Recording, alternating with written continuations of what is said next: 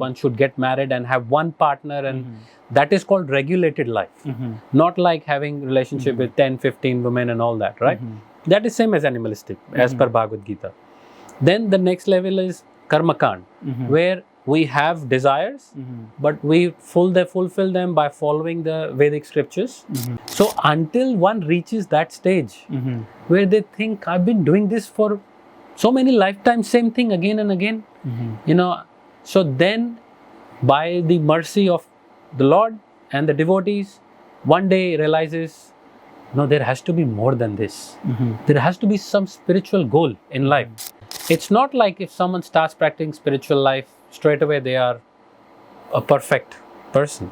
Because we are carrying so many bad habits, bad mentality, bad, we call it kam, krodh, moh, lobh, lust, anger, greed, all these things we are carrying in us. So this is going to be our second part of our conversation on the last episode with Punya Sloka ji. Let's welcome him to the show, and we will continue to have a conversation around Srimad Bhagavad and the God and the universe. Let's welcome him to the show again. Welcome to the show. Hare Krishna. So I was saying that there are 3 types of Puranas, and people in different modes will naturally be attracted to one of those Puranas. So someone is already attracted to killing animals, right? In the name of religion, because they are born and brought up, and their mindset is already in that mode, right? Whereas if you ask someone who is in goodness, they will not even hurt a fly, even an ant. They will not hurt. They will take and put them outside. Yeah. So that is the difference, but they all are fine, because ultimately the ultimate goal is to reach the level of bhakti. Until we reach bhakti, we start with karmakand. Karmakand means we're doing some sacrifice in the Vedas, and all sorts of sacrifices are there to fulfill our material desires. I want a good husband, so I should fast this. I want a good wife, I should do this. Or I want money, I should do this yagya, or I should do this, or I should do that. So many sacrifices are mentioned, but they're all very selfish sacrifices. I want this, so I'm going to do this. Right? So if you do those things as well, you can fulfill those desires, right? Yes. It is better. So in the Bhagavad Gita, there is the yoga ladder explained. There are people at the bottom, they're called like animalistic way of life. What does that mean? What do animals do? They do 4 things. Eating, sleeping, mating, and defending. They don't do any 5th thing. Everything is included in that. Now there are humans. Humans, if they don't follow Shastra, they also do those 4 things. And the Vedas say then the human is as good as animal. So Vedas say dvipaj pashu, pad pashu, means 2-legged animal. Because they're doing same thing. Animal also doing 4 things. This person also doing 4 things. They're not doing anything else with their life. Then the next level up is karmakand. So one has desires. In the lower level, one has desires. They don't follow Shastra. They do that in their own way. Just like animals, they have intimate relation with any of, like a pig. Will have intimate relation with any of female pigs. Doesn't care, married, no married. There is no. Similarly, in human life, if one doesn't care about marriage institution, like one should get married and have one partner, and that is called regulated life. Not like having relationship with 10, 15 women and all that, right? That is same as animalistic, as per Bhagavad Gita. Then the next level is karmakand, where we have desires, but we fulfill them by following the Vedic scriptures, sacrifice given in them, and we try to fulfill them in a regulated way. Yes, I want, because we have bodily demands. If one wants to have, like, there is eating, sleeping, mating. Mating means having relationship with wife. Yeah. Okay, but you do that in your married life, not outside married life. So that is regulation. You're still doing a material activity, but in regulation, not outside regulation. Those regulations are set by the Vedas. Now, next level up is when one understands, after doing that karma kand for so long, one thinks, I'm taking birth again, dying again, birth again, dying again. I'm doing the same thing again and again. It's like, chewing gum. You eat chewing gum, you're like, when you put fresh chewing gum, what happens? Bit of sweetness, everything. Smooth. After half an hour, 1 hour, then what happens? The sweetness is gone. It's become But it's harder. like, and it becomes like, we still do like that. There is no sweetness anymore. So until one reaches that stage where they think, I've been doing this for so many lifetimes, same thing again and again, so then by the mercy of the Lord and the devotees, one day realizes, no, there has to be more than this. There has to be some spiritual goal in life. The goal cannot be just to me enjoying life all the time, and there is not enjoyment most of the time, it's problems most of the time, right? So then one understands that, and then they start practicing some spiritual life. That spiritual life is not agarbatti in the morning and in the evening. That's not spiritual life, right? Spiritual life means trying to practice spiritual life for the goal of self-realization. So then they start practicing, this is called karma yoga. The work we do it for the Lord. We may be attached to the results, but doesn't matter. We're doing this for a higher goal. Slowly, in that mood when one works, that attachment goes and detachment comes. So attachment to Krishna and detachment to other things.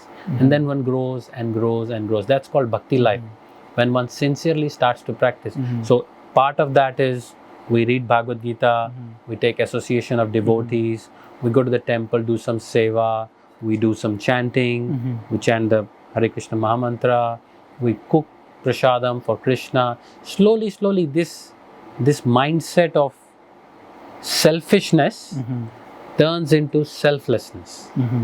And then one starts to experience things which they have never experienced before, because before they were contaminated by the selfishness.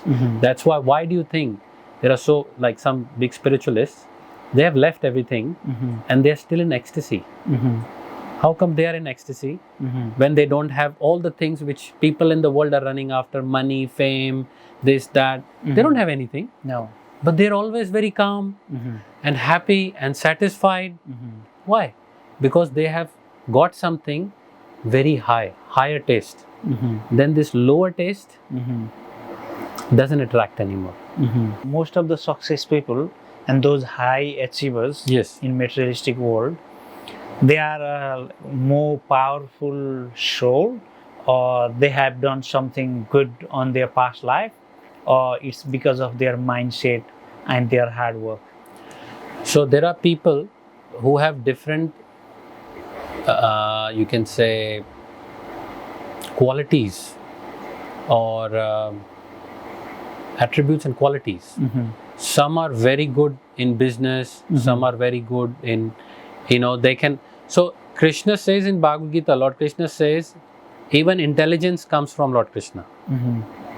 For us to do anything, like for me to say, if I want to pick up my hand right now, I say I want to pick up my hand and I do like this. So I can pick up my hand. What if there is paralysis and I want to pick up my hand? Can I pick up my hand? No. I cannot. Even though I want to, but it will not move. I cannot. Right? So all this is controlled by Lord and his energies. Maya Devi, right? So it is, and this is based on our karma. Even the people who are achieving great things today, all the intelligence they have to do amazing things and all this is a result of their previous karma. And whatever money they have, it's a result of their previous karma that they got in this life. So it's not that if it's not in their destiny and they did something else to got this, it has to be within their destiny. I'm talking from a material point of view, from even there are spiritual point of view in the Vedas and there's a material point of view in the Vedas, because spiritual life can change anything. Even our destiny, it can change. But material life is destined. But destined doesn't mean that everything is destined for me. What I'm going to do is destined. No. What will happen to me is destined. What I'm going to do is free will. that Krishna has given us some free will. Otherwise, we are robots. Where is the question of karma? If everything is destined, we're going to do everything is destined. No. What is going to come to us is destined, but what we choose to do, that is not destined. That is our free will. And that's how we make karma. And this intelligence, all these, you're talking about these people who have achieved so much great, people, they had good karma from their previous life due to which they have the intelligence. Now, how we use this intelligence is up to us. We can use that same intelligence in Krishna's service, or we can use that same intelligence in material advancement of us. If we use it in material advancement, on the way, we will do a lot of bad and good activities, and we have to take birth again. So maybe someone who is a billionaire today will be a dog in the same house next life.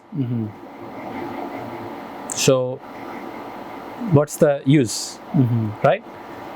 And someone who is using their intelligence very wisely in the service of the Lord, and again, when I'm saying bhakti in the service of the Lord, please understand, I'm not saying we are leaving everything, going in a jungle and living a life like that. We can do all these things while living in a grasta life, a family life, having kids, but still using our intelligence to work, to do everything, but in the service of, with the attitude of serving the Lord. Then we grow in bhakti, and if we achieve the result, which is the love of Krishna, and we are thinking of Krishna all the time, because Krishna says, if you think of me at the time of death, you come to me. If you think of anything else of this material world, you come back here in the material world. As like you have achieved that power, why like those people who are really highly spiritual, Yes. and why they are not changing the world and change the people's life? So there are two types of people. Those who are only concerned about their own spiritual welfare, and those who are concerned about their own spiritual welfare, but also have compassion for others for their spiritual welfare. So there are two types of people. In spiritualist also two types like that. So in ISKCON, we learn to try to save ourselves and save others as well. That's how you show compassion to others, right? So you show compassion to others by giving them the knowledge of Bhagavad Gita, so they can understand who they are, who is God, what is their relationship, how we should be living this life properly. And that's, with that knowledge, we can change our destiny as well, right? And at the same time, by practicing this and coming to the highest stage of bhakti, and we can think of Krishna all the time, then at the time of death, because everyone has to die, no one is spared, right? No one is spared. Everyone has to die. So when we are dying, if one has naturally thought of Krishna throughout their life, then it is a very high chance for that person to think of Krishna at the time of death. And then they can go back to the spiritual world, which is outside of this cycle of birth and death.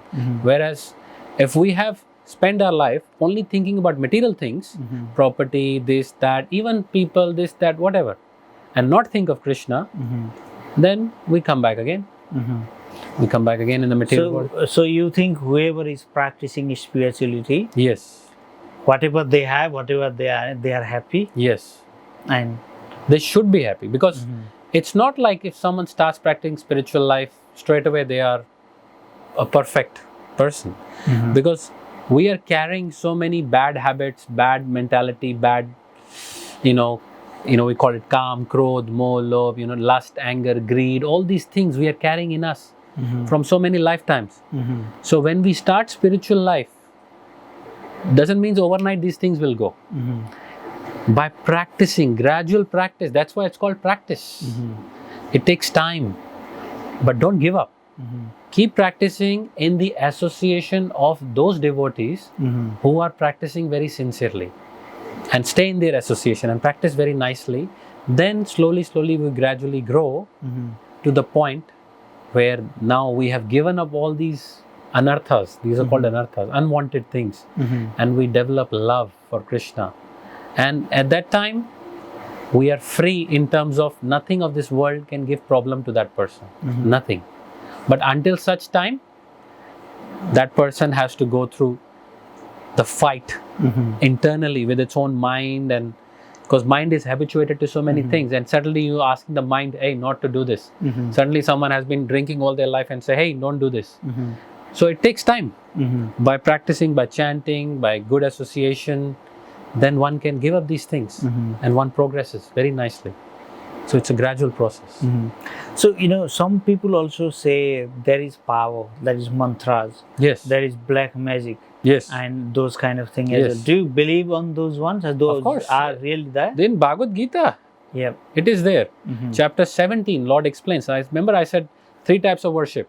Worship in goodness, worship in passion, and worship in ignorance. Ignorant people, they worship Bhoot Pret, they worship like that, because then that's the kind of inclination they have to worship such beings, to get some powers, to get some black magic, to get all these things, which can be done, right? But that's not going to take one outside of the cycle of birth and death. Even though they're worshipping, but worshipping in a wrong way. So then there is other type of worship when someone considers some human to be God and they start worshipping that human to be God, right? So that worship is in mode of passion, right? And then there is worship in goodness, which is, in worship in goodness, one worship the demigods, Devi Devtas. They worship, they try to do, and they get, but worship in transcendence means that's the worship of the Supreme Lord. And where that worship is done in pure form without any expectation. Like, I'm doing this worship, why? Because I love you. Because you are my father. And I'm doing this for you because out of love, I love you. Not because I'm doing this, here is my list. Please make sure I get this car, this house, and this money and all that. That is not pure love. That is business. Right? Yeah. Because that, if you ask, say, I do this, but I want this. Because do you think God doesn't know what we need or what we don't need? If we are his product, then, yes, then he knows, should right? know, yeah. But he's not a order filler. Just like a father, if a son comes to you, your son and daughter comes to you and say, and they've got a very bad toothache, they've got decay, and they say, can you give me chocolate please? Can you give me chocolate please? What will you say? No.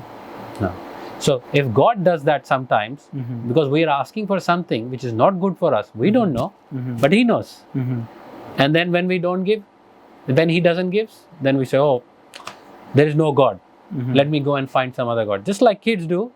If father doesn't give, they'll go to uncle, they'll go to this, they'll go to that person, try to get that same chocolate, right? But father said no for a reason. Not because the father doesn't likes the child. For his own good, father said no. So that's what people do, right? So if they know who God is, then they have to have full faith. Whatever he will do is for me. But if that's what in chapter 7 it said, why do people go to other demigods and all this? Even we are a product of God. Yes. We still have control over our life and over our thoughts and destiny. To some extent, not to the full extent. When we say our destiny, what is happening to us right now?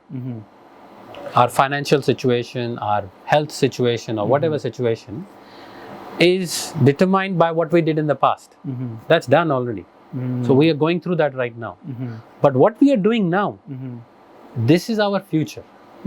This is making our future. That is making destiny. It's called making destiny like that. But what is happening now is a destiny from the past. Right? And we have control to some extent in a limited way of what we do. Say, for example, if you want to buy a car, based on your destiny in the past, now or karma in the past, now which has become your destiny, you have $10,000 in your bank and you want to buy a car. So your free will is only limited to what you can buy in that $10,000. You cannot buy a Ferrari for 10,000. No. You have different options. You go to a marketplace, you see different cars, maybe Kia, maybe a Hyundai, maybe a Toyota or whatever, but has to be less than 10,000. So that's your free will. You don't have full free will that I can do whatever, It's within that. So we have free will, but it's limited free will, which we have to make decisions in scenarios. So that is what's in our control. And what is happening to us is not in our control. That is what is happening to us, like I said earlier. But what we choose to do in that situation, that is up to us. If someone comes and allures us with something, say, okay, I'll give you $100,000, you do this wrong thing. So you choose what you want to do in that situation. You want to do the wrong thing and take that 100,000. Free will. That's your free will. That's not destined that you will take, and otherwise, what's the point? How can you be blamed for something which you haven't done? So how can, again, I can change my destiny and I can manufacture the good deeds or bad deeds? Okay. So if I'm already destined to do those things. No, you're not destined to do anything. Right. You are destined in terms of what you will get. But that's your choice what you will do in those situations. So if any money has been destined to you, that will come to you. But what you will do with that money, that's your choice. You will either use it in drinking and gambling and wrong things, or you use that money to raise a God-conscious family, Krishna-conscious family. You use that money to give donation at the temple so they can feed prasadam to people. You can, so that's up to you what you want to do with that money. So money is destined. What will come? What you do with it, that's up to you. So those are the kinds, and you said how to change the destiny. So either we do good things or bad things, like I said, they will make our future destiny. So good things and bad things which will not change previous destiny. It will create more karma, and in future lives or in this life, you will also get the karma. For example, someone's drinking a lot, chooses to drink a lot. At the end of life, someone will have a liver cancer or some problem or something like that. In this life. In this life, it's some may have tobacco a lot and they have throat cancer. Because whatever they do, some instant karma. Some karma will take next life. Right? So whatever we're doing now is getting accumulated. And in next life, where we are born, what situations we will get, good, bad, that's all being destined. But what we're going to do, that's not destined. That's up to us.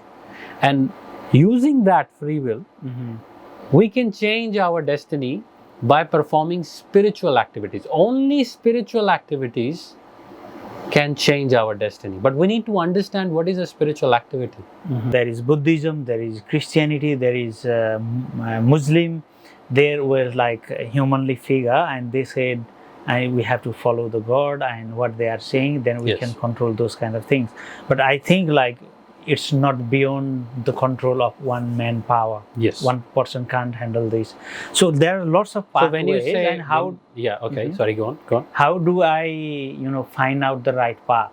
First thing is, number one thing is we need to have a sincere desire to know who God is, right? Without having any, prejudgments or anything. We need to have a sincere desire, and we pray to the Lord. Please guide me. I really want to know you. You please help me.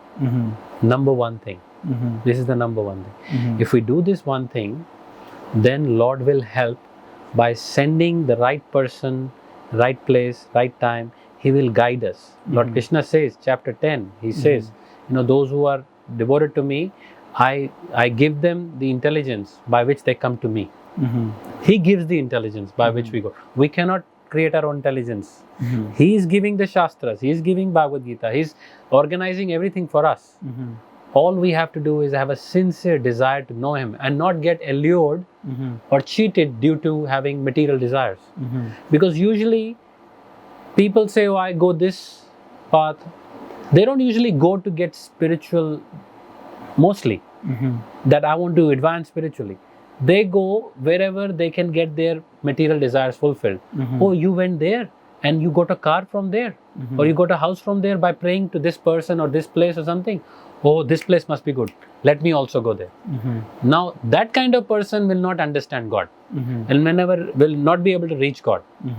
Why? Because their mindset is completely different. So one needs to have a sincere mindset. We pray because God is in everyone's heart. Doesn't mean everyone is God. God is in everyone's heart along with us. We are soul, next to us is super soul. So He's here with us. So if we pray, He will guide us. And then when we read something, He will put some right person in the right contact to take us to that level. And then we have to use a little bit of intelligence given by Krishna. We talked about this, that every religions, they're doing this. I want to go to heaven, I want to go to Jannat. In us, in Hindu culture also, I want to go to Swarga. But what is the purpose of going there? Not to do service to the Lord, because in Swarga there is lot of enjoyment, in Jannat there is lot of enjoyment, in heaven there is lot of enjoyment. We don't have the mentality to go and service. So when we read Bhagavad Gita, all these places, it's the same place they're talking about, Jannat, Swarga or heaven, same place. It's like earth. It's not earth, but it's beyond earth. But it's So still you within. have to It's take still another birth within. from there as well. It's within the material world. It's So you not have to take outside the birth. material. Yeah, so we get another body, suitable body for that place. And beyond this material world is the spiritual world, right? And all this knowledge we get in a disciplic succession. So even in Bhagavad Gita chapter 4, Lord says, I gave this knowledge to to Suryadev. He gave this knowledge to Manu. Manu gave this knowledge to Ikshvaku. And so on. This knowledge has been passed on. Now there is a chain broken. That's why I'm coming to give this knowledge myself. So that's why we have to, because there is so many people out there talking so much about spirituality. Some are, they just had some realization, and then that's not. There has to be a disciplic succession. Guru, Shishya, Parampara. There has to be a parampara going all the way to Lord Krishna. So there are 4 bona fide Vaishnava Sampradayas. Brahma Sampradaya, Shri Sampradaya, Kumar Sampradaya and Rudra Sampradaya. So this ISKCON, which we follow, is part of the Brahma Sampradaya. So this knowledge is coming all the way from Lord Brahma, and Lord Brahma got knowledge from Lord Krishna. So the pure knowledge coming in a disciplic succession. And this knowledge, when you read, you will see that there is no question of God give me this, God give me that, God give me this. It's about how I can serve you, my dear Lord. And by doing that service, how I can develop my loving relationship with you. So then life changes. That is spiritual life. Then everything changes. Then our love for Krishna is there. And you can see Krishna's presence in everything. And that's not somehow being selfish, because we want to find I want to go on next level. Yes. I want to find spirituality. Yes. But I'm just looking and thinking of my soul, just myself, right? And how about my family and other people? Okay, so that's being somehow selfish. No, so it's not about, like I said, and Lord Krishna says in the end of Bhagavad Gita as well, that one who shares this knowledge with others is most dear to me. That's what Lord says. So if we were selfish, then we will not share the knowledge. Like I said earlier, there are 2 types of people. So, but we have to understand ourselves, and we share it with our family. Because real compassion, real love for them is, we don't want them to suffer as well, right? So the universe is still expanding. There's millions, billions of people, and how can a godly figure can be just human body and can govern this? And then that's why I try to explore, what is God? Yes. And how powerful is He? Is He the kind of force, or is it a kind of they have certain kind of body and kind of thing. Yes. That's why I'm exploring that, or some of our audience might have find this helpful as well. Thank you so much for sharing this information. No, I'll just say one last thing. When we talk about how that, because God is a person. God is a person, which is clearly said in Bhagavad Gita as well. Lord says, Aham Sarvasya, I am the source of all the spiritual worlds. He's not saying some person behind me or something.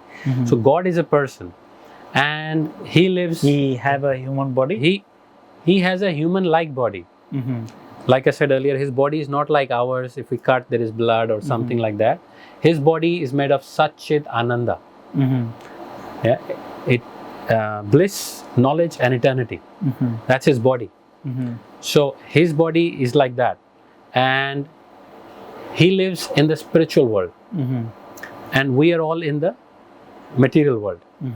So there are souls who want to live separately because they have material desires. They have desire to enjoy separately from the Lord. So for those people, he has created this material world. Otherwise, and the three-fourth creation is in the spiritual world. Only 1/4 creation is here, with unlimited material universes and unlimited souls here as well.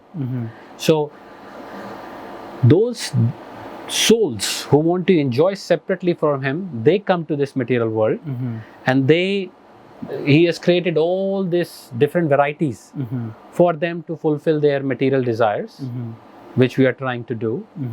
And while we are here, him being the Supreme Father, he expands himself as Paramatma, and he resides in every living entity's heart. Your heart, my heart, ant's heart, pig's heart, crow's heart, tree's heart, fish's heart. So all these living entities, 8.4 million species, and these are just species, because there is also trees, but how many trees are there? So many. So many souls are getting the body of a tree. So, but every tree, everywhere is Paramatma is sitting in their heart, guiding that soul, depending on the desire of that soul. If that soul wants to desire to stay in the material world, he will make arrangements for that soul to stay here. If that soul desires, I've had enough, I want to go back to the spiritual world to you, then he makes arrangements for the soul to go back to the spiritual world, if that is the desire. So that's possible for God. That's possible for God, but not for us. So God can expand himself into unlimited Paramatma features and enter into everything, but we are soul. He is super soul.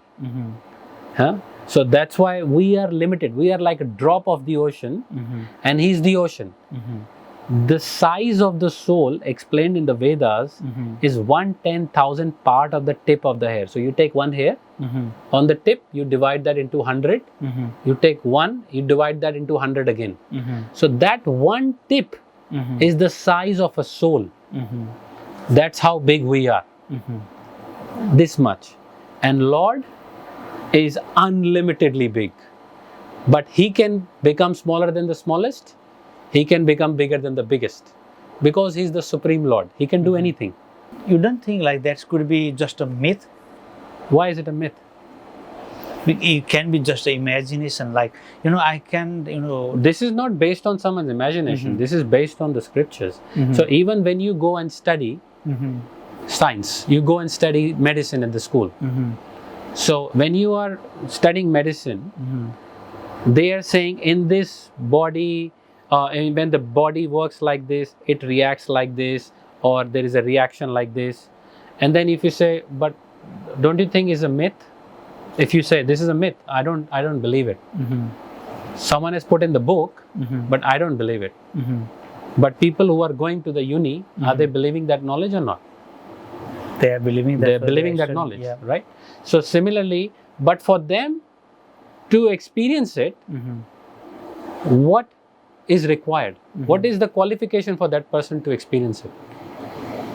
They have to do research and go through the same thing, and they have to see. But if someone who has not done any research and they are saying, I don't believe it, what would you say about that person?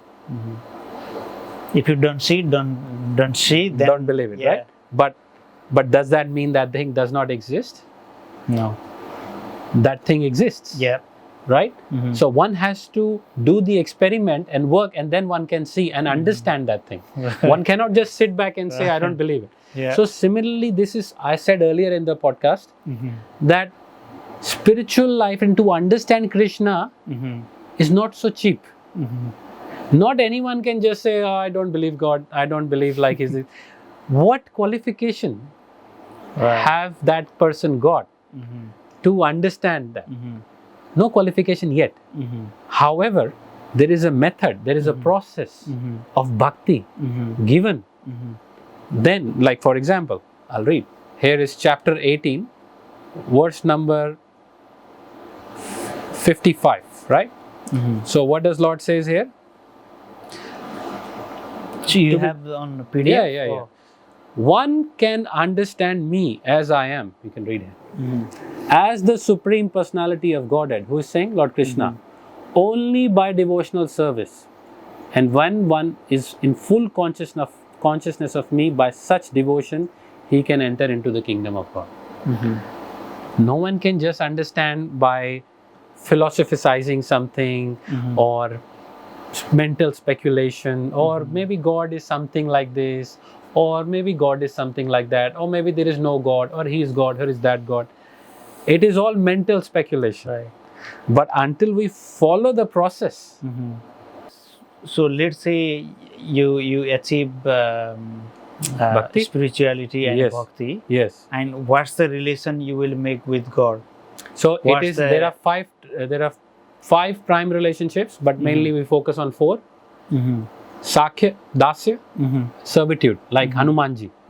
Hanumanji is always in the mood of service. Serving, yeah. How can I serve you, my dear Lord Ramchandra? He's like that, right? Then there is Sakhya, friendship. There is lots of Lord Krishna's friend in Vrindavan. Even Arjuna is like in a friendly relationship.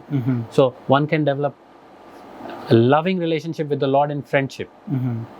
And then the other one is parental, where one loves Lord as their child, like Maya Yashoda, Nanda Baba, Devki Maya, Vasudev Ji. They have love. They have relationship of they're treating him as a child and loving him as a child. And then the last one is Madhurya, which means in loving relationship, like one can love him as his husband, as her husband, or a lover, right? But in all of these, one thing is common, that it is not a selfish relationship. It is a pure loving relationship with the Lord, where what can I do for you, not what you can do for me. It's purely based on what can I do to love you, to make you happy. That is what, and they will do anything. Anything, even whatever it takes to make Krishna happy. Not Krishna, what will you do to make me happy? But with that relationship, Krishna reciprocates by doing more than what the devotee can ever imagine, think. But the devotee don't think like that. That, oh, I am loving you, so you have to do this for me or that for me. No. I don't. My joy is in just loving you.